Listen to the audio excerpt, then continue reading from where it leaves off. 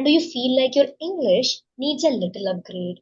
Well, you are at the right place. Because today I'm sitting here with my tutor from Inktalki, Miss Nirupama, and today we are going to discuss some better alternatives for these common words. Very happy, very sad, very tired, and a lot more. You ready? Okay. Shall we start, Miss Nirupama? Yes, of course. Okay, so how are you? Well, Rupal, I'm a little tired today. Uh, Okay, so I hope you will be doing better after this session. yes, of course, definitely.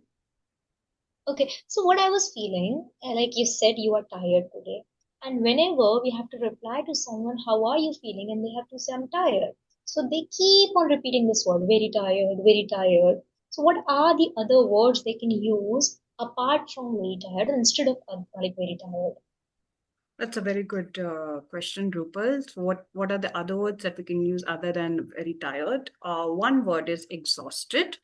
So usually you're exhausted after you're doing something physical uh, for a long time. For example, I walked for hours and I'm extremely exhausted now. So it's like you can't do anything. You just want to go home or take a break. Uh, you're probably hungry and you're exhausted. You're probably waiting for a long time and you're exhausted. So you can use the word exhausted. That is one word. Um, Another word that we can use is drained. So she looked drained after the meeting. So you're Oh, basically trying to say you're tired, but it shows on your face. It shows physically that, oh, you've had a long meeting and all you want to do is go home and take rest. So we can use the word drained as well.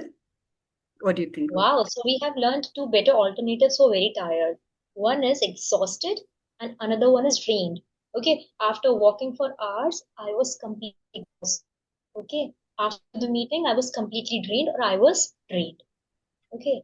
So can we talk about very happy as well? What are the other words for very happy? We keep on saying very happy. I'm very happy. She is very happy. He is very happy. What are the other words? So the other word that you can use, you can say I'm very happy, but sometimes you want to express your happiness so much. So very happy is a very common word that you use. Another word you can use is overjoyed. She was Oh, overjoyed when she received the scholarship. Like I was overjoyed, like on top of the world when I received the scholarship. So she wants to express her happiness. So one word you can use is overjoyed. And another word you can use is, yes, tell me, Rupal. thrilled, glad. Can we use these words as well? We can use glad as well, sure. And thrilled.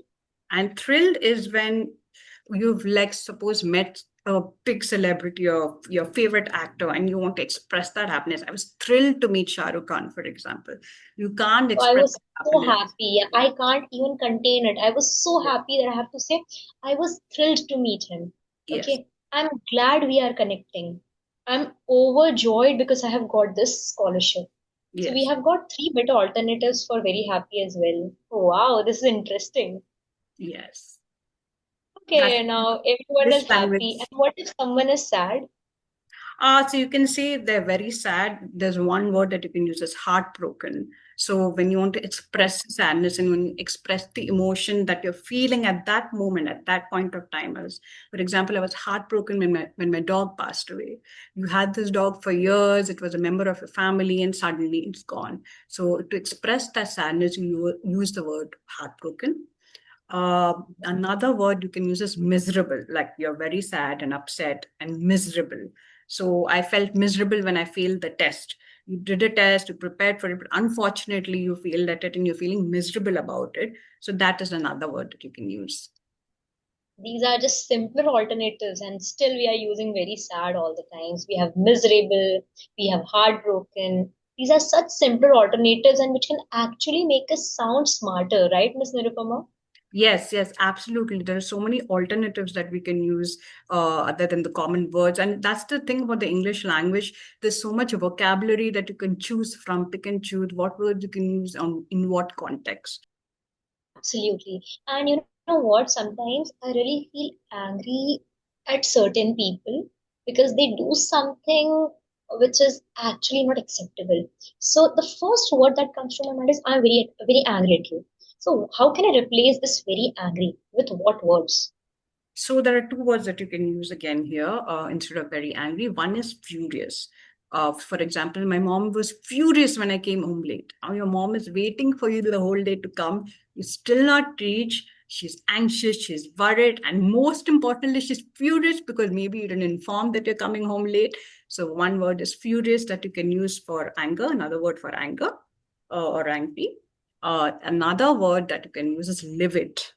The teacher was Okay. livid at the students for cheating. So Oh, basically, this is new. this is new. This is Livid. a word called livid. Like she was having so much of trust with the students that they'll work hard and they'll pass. But no, they used the wrong method, the wrong shortcut, and now she is livid. So you can say, I'm livid with your behavior, for example. Okay, so I can say my mom is furious because I came home late. Okay, I was livid. I was livid at my students for cheating. Can I say Yes, this?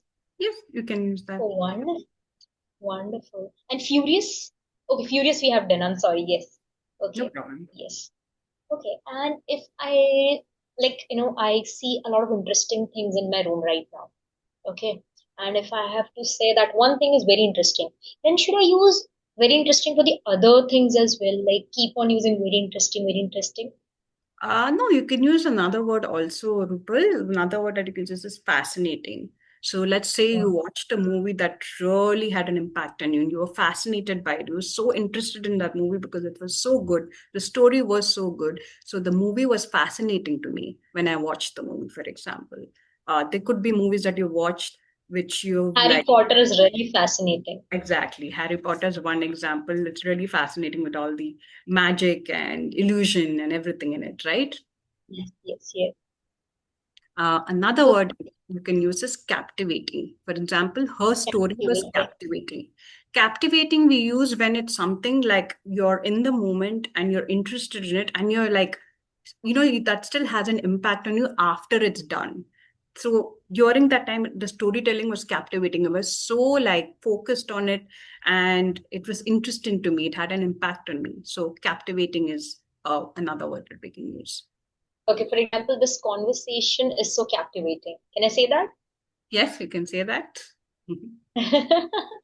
Okay. And now because I have taken my tuitions and I have come for the session and I feel very hungry because I have not eaten since 1 p.m.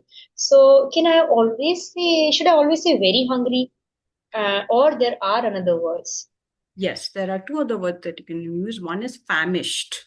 Famished. So you can say, like, for example, I skipped lunch and now I'm famished. Because I skipped lunch, I had such a long gap. Now I'm like really hungry.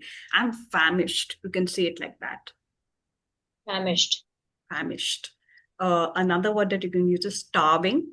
For Yes. example, after a long journey, we were starving, meaning you've not eaten the whole during the whole journey. You're going in a train journey, didn't get snacks, you got home, and now you're starving. So you were ready to eat dinner, for example. Okay, wonderful. Yeah, and I also often repeat this one, word very scared. Okay, so I really want to learn new words for this as well. So another word you can use for very scared is terrified. The child was terrified of the dark. So, if you're really, really terrified or scared about something, you use the word terrified. For example, the child is terrified of the dark. She can't see in the dark, so that makes her more scared. So she's terrified of it. Another word is petrified. Petrified is another word to use for, instead of saying very scared. She was petrified of the snake. Now you've seen snakes before, you've seen snakes in pictures and everything, and you're not used to it. So you're petrified of it now. So even if you see it now on the screen, you get petrified. So that's another word you can use. Wonderful. Petrified and terrified. Two new words for being very scared. Wonderful, yeah. Okay, and if I have to say something very bad, okay, I have to say, okay, I don't like this. This is very bad. So why should I repeat saying very bad about everything? And why should I repeat this same thing again in a sentence? Yeah. So instead of using very bad, you can say awful. For example, the food was awful at the restaurant. Now you went to the restaurant with a high expectation. It's going to be great. We're going to have a nice time. The food is going to be great. But then you have the food and you're like, oh no, it's not like what I expected. It's awful.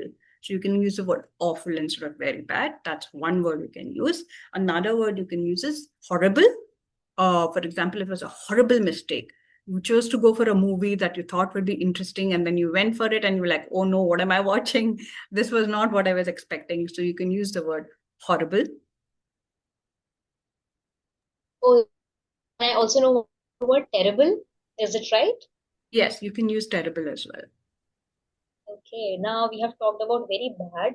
Let's not go on the negative side and come to the positive side, and let's talk about very good now. Yes. So one word you can use is excellent. You did an excellent job on the project. Somebody wants to praise you and wants to motivate others. For example, they can use the word excellent. That will motivate you to do better even later. Even though you got an excellent at the job, maybe you'll do another good job in the next project that you do. One is excellent, and another word is outstanding. So you want to describe the way the child acted or danced in the performance, and instead of saying very good, you can say outstanding, because there's no other way to describe that performance. It was so good that it was outstanding. Can we also use commendable? You can say commendable. Yeah, yeah. You can also say your effort was commendable. You can even use it in that way. Okay, wonderful. Yeah, absolutely. And for something, okay, if I have seen something really big, okay, and instead of calling it very big, what words can I use for So two words that you can use is huge. For example, it was a it? huge mansion. The mansion was so big. You can't describe the space in any other way but Huge. say the word huge. So the mansion was huge. You get lost in the mansion because it's so huge, for example. Another word is enormous. That's an enormous cake. For example, during weddings, if you've noticed, they have enormous cakes that they cut all the way from the top, right? So that's an Yes. enormous cake that they're having on their wedding, and it's nice to see that as well. So those are We the can use massive as well. you can use Massive. massive also. That was a massive cake, absolutely. It was a massive. Yeah, it's a massive. It's fun. Okay, we learned so many new words today. I mean, yeah, it just took us 10 to 12 minutes to learn so many words today. Is English 10 minutes a day is a lot, I feel. Yes, yes, absolutely. And I really feel this video is going to help my learners a lot because it has helped me a lot. And now I'll be taking care of these things because I have learned some new alternatives. So I'll be trying to use them. Okay. Instead of just, sticking to the basic ones, very tiny, very big, very small, or very scared, very hungry, I'll be using these alternatives. And they might, okay, there is nothing bad in using these words because a lot of times people do come to me, why can't we use very bad? Okay, no, there is nothing very, you can always use very good, but how repetitive would you be sounding? Just think of it. Yes, So there is nothing wrong in learning better things. Okay, we all want to sound smarter and fluent and better at English, right? So this yes. is why they can learn these alternatives, right? Absolutely, Rupal. I totally agree with you. Like I think this will give an insight to learners on what are the alternatives that they can use, and they can apply it also now that they learned it through this video. And these are everyday vocabs, I feel. Thank you so much, Rupal, for having this conversation with me. I also enjoyed this conversation with you. And Rupal, if you have any feedback, you can give your feedback on the Google Play Store whenever you're free. Absolutely, absolutely. Thank you so much for joining in. Bye bye. Take care. Thank you. Thank you so much. Bye.